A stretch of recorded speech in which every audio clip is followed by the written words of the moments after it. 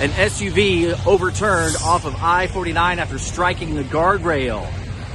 I'm Shannon Becker, KOAM News Now. Officer Dalton Farmer of the Joplin Police Department tells us, slow down. 5 crashes so far this morning in the rain in the morning commute. This is crash number 4, actually. Happened at 7:20 this morning.